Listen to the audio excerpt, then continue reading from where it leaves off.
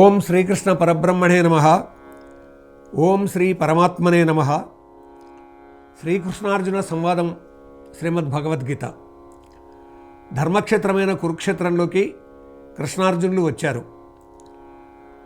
18 అక్షౌహిణుల మహాసైన్యం కురుక్షేత్రంలో ఉంది. ఆ సందర్భంలో అర్జునుడు విషాదంలో పడ్డాడు.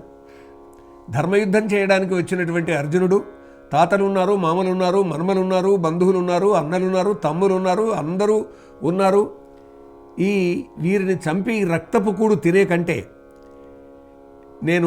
వారు చంపినా నేను ఏమీ అనను అన్నటువంటి స్థితిలో మాట్లాడాడు. ఒక విషాదంలో పడ్డాడు. ఆ విషాద యోగం నుంచి అర్జునుడిని తీర్చిదిద్దాలి, సంస్కరించాలి. అర్జునుడి యొక్క కర్తవ్య పథాన్ని చూపించాలి. ప్రపంచంలో ఏ మనిషి అయినా కానీ విషాదంలో పడ్డటువంటి సందర్భంగా ఈ గీతా సందేశం అతనికి వర్తిస్తుంది. ఎవరైనా కానీ ఈ అతల వితల తలాతల రసాతల పాతాళాది లోకాల్లో ఉండని కాక ప్రస్తుతం ఉన్నటువంటి ఈ ప్రపంచంలో భారతదేశం నుంచి అమెరికా వరకు, ఆస్ట్రేలియా నుంచి ఇంగ్లాండ్ వరకు ఎవరెవరు ఎక్కడ ఉన్నా విషాదంలో పడ్డటువంటి వారికి అందరికీ కూడా ఇదే సందేశం వర్తిస్తుంది. కాబట్టి కృష్ణ పరమాత్మ చెప్తూ ఉన్నటువంటి వాటిల్లో ముఖ్యంగా ఇక్కడ తాను మాత్రాస్పర్శాస్తు కౌంతేయ శీతోష్ణ సుఖదుఃఖదాహ ఆగమాపాయినో నిత్యాహ తాం స్థితిక్ష స్వభారత అని బోధించాడు. సాంఖ్యం చెప్తున్నాడు అంతా కూడా.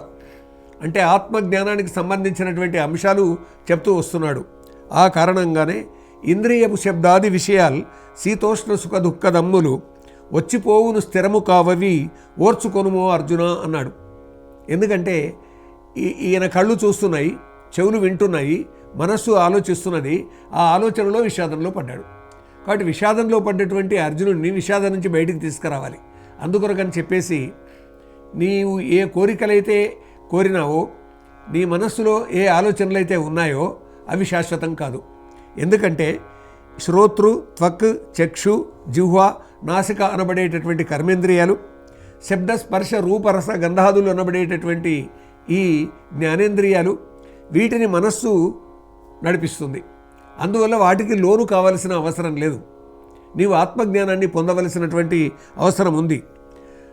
అందుకే దుఃఖ సుఖముల సముడు ధీరుని ఈ విషయాలు బాధ పెట్టవు అన్నారు కృష్ణ పరమాత్మ. ఎంహి నవ్యథయంతేతే పురుషం పురుషర్షభ సమదుఃఖ సుఖం ధీరం సోమృతత్వాయ కల్పతే. ఈ సుఖదుఖాలకు లోను కాకుండా, ఈ ఇంద్రియాలకు మనిషి బానిస కాకుండా ఎవరైతే నిలుస్తాడో, ఎవరైతే ధీరునిగా ఉంటాడో అతడు మోక్షానికి అర్హుడు అని చెప్పాడు. కాబట్టి ఇంద్రియ నిగ్రహం కలిగినటువంటి వాడవు నువ్వు కావాలి. విషయాలను బంధించేసేసేయాలి. సుఖదుఖాల విషయంలో సమభావం కలిగి ఉండాలి. అటువంటి ధీరుడే మోక్షానికి అర్హుడు అని కృష్ణ పరమాత్మ బోధించాడు.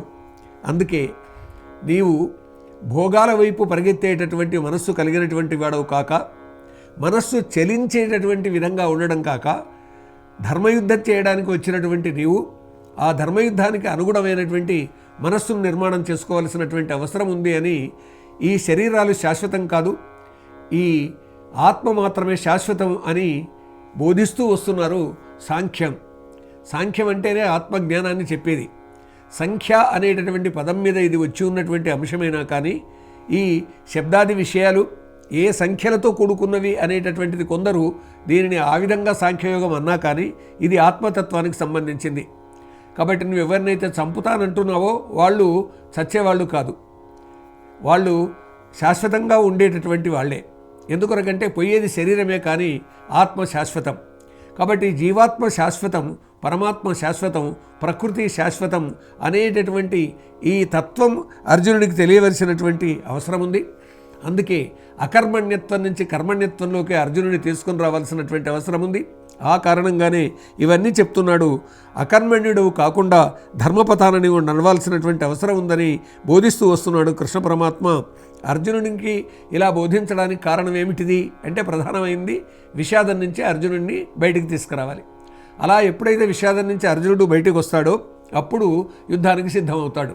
లేకపోయినట్టయితే తాను కళ్ళల్లో నీళ్లు తెచ్చుకున్నటువంటి వాడుగా ఉన్నాడు ఇప్పటికే. కాబట్టి కూలబడిపోయి ఉన్నాడు. కాబట్టి మాటిమాటికి విషాదం నుంచి తేరుకోవడానికి ప్రయత్నం అయితే జరుగుతుంది. కానీ ఎదురుగా ఉన్నటువంటి భీష్మ ద్రోణాది గురువులు ఇంకా మిగతా వాళ్ళందరినీ చూశాడు కాబట్టి ఆత్మజ్ఞాన శూన్యుడైనాడు.